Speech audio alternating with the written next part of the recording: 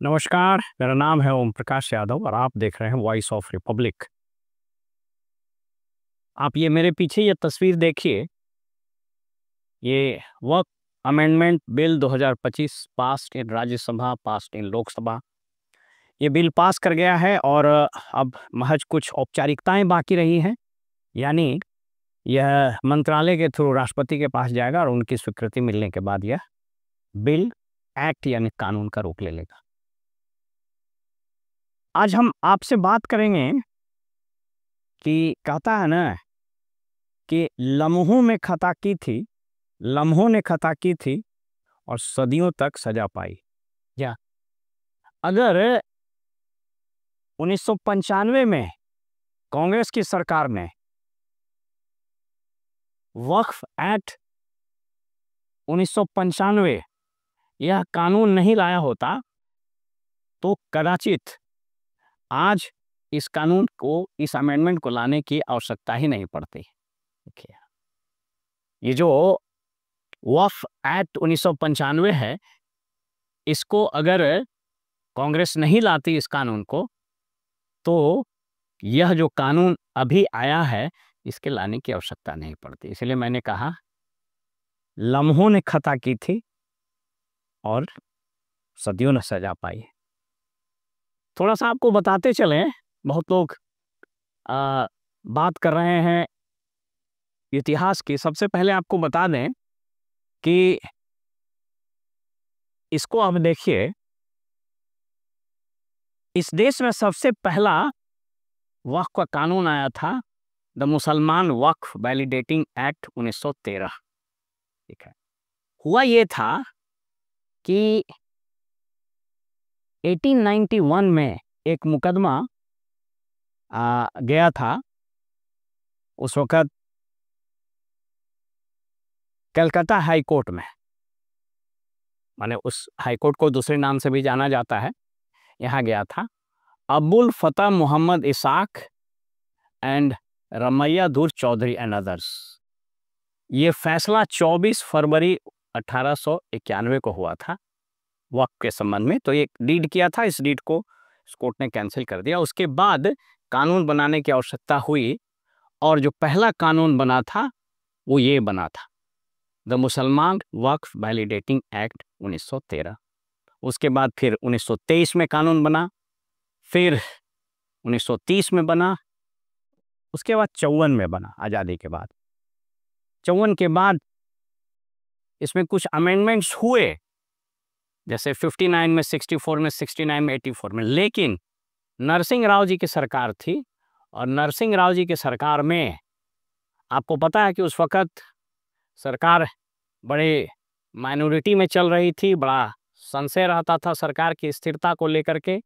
इसीलिए एक कानून लाया गया और उस कानून के तहत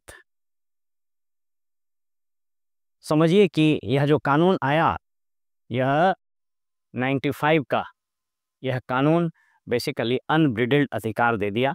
इसीलिए मैंने कहा कि कदाचित 1995 में कांग्रेस ने वक्फ कानून 1995 नहीं लाया होता तो आज यह जो कानून बना है यह कानून नहीं बना होता।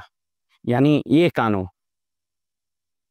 जिसकी चर्चा मैंने की, ये कानून अभी नहीं बना होता। अब थोड़ा सा समझिए, मैं आपको दिखा रहा हूं 1995 के कानून का सेक्शन 40। एक्चुअली यही सबसे बड़े खुरपात का जड़ था। अब इस कानून को जरा सा देखिए कि क्या है ये, और बेसिकली यहीं से विवाद शुरू हुआ और कदाचित यही सेक्शन 40 वक्फ कानून को इतना अनब्रिडल्ड पावर दिया।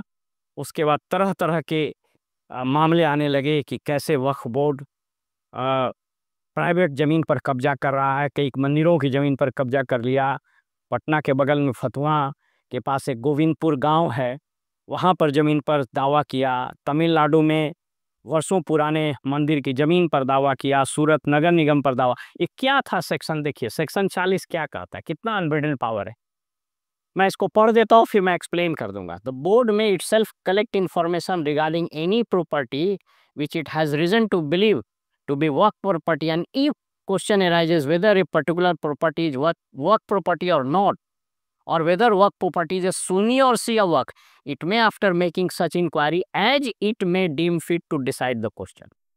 यानी वक्फ बोर्ड के सामने यह प्रश्न आए कि साहब ये वक्फ की प्रॉपर्टी है या नहीं, या सुन्नी वक्फ की प्रॉपर्टी है या शिया वक्फ की प्रॉपर्टी है, तो यह इंक्वायरी करेगा, वैसे इंक्वायरी करेगा जैसा इसको अच्छा लगे, और डिसाइड कर देगा कि वक्फ की प्रॉपर्टी किसकी है। सोच के देखिए, कहता है अब दूसरा सब सेक्शन 2 में, the decision of the board on the question under sub section 1, यानी यहाँ पर जो निर्णय लेगा, डिसाइड करेगा, ये फाइनल होगा, ये फाइनल होगा वक्फ बोर्ड का, अनलेस एंड अनटिल कि ट्रिब्यूनल इसको चेंज न कर दे। इसके लिए ट्रिब्यूनल बनाया गया। अब सोच करके देखिए मजेदार बात क्या था कि ये ट्रिब्यूनल अगर डिसाइड कर दिया तो उसके बाद आप हाई कोर्ट भी नहीं जा सकते हैं। यह इस देश के law of the land, jurisprudence, constitution के भी खिलाफ था। इस देश में सैकड़ों ट्रिब्यूनल्स बने हुए हैं, आर्बिट्रेशन बने हुए हैं। कुछ ट्रिब्यूनल्स के डिसीजंस हाई कोर्ट में जाते हैं, कुछ ट्रिब्यूनल के डिसीजंस सुप्रीम कोर्ट में चैलेंज होते हैं। कदाचित ये पूरे देश में एकमात्र ऐसा ट्रिब्यूनल था, वक्फ ट्रिब्यूनल, कि जिसका निर्णय किसी कोर्ट में चैलेंज नहीं हो सकता, ना सिविल कोर्ट में, ना हाई कोर्ट में, ना सुप्रीम कोर्ट में। ये इतना ड्रैकोनियन कानून था। कहता है, where the board has any reason to believe that any property, any trust और society registered in pursuance of the Indian trust act 1882 और under the Societies Registration Act 1860 or under any other act is work property, the board may, notwithstanding anything contained in this act, shall hold an inquiry in this regard and such property, and after such inquiry the board satisfied work property है या नहीं। इसका मतलब समझ लीजिए, कोई trust, कोई society किसी कानून के तहत अगर रजिस्टर्ड हो और उसके पास जो प्रॉपर्टी है, अगर इस बोर्ड को लगेगा कि साहब ये तो वक्फ की प्रॉपर्टी है, तो ये वक्फ उसको नोटिस देगा, और नोटिस देने के बाद उसकी सुनवाई करेगा, और सुनवाई करके जो डिसीजन लेगा वो फाइनल होगा, अगर ट्रिब्यूनल उसको चेंज नहीं कर दे।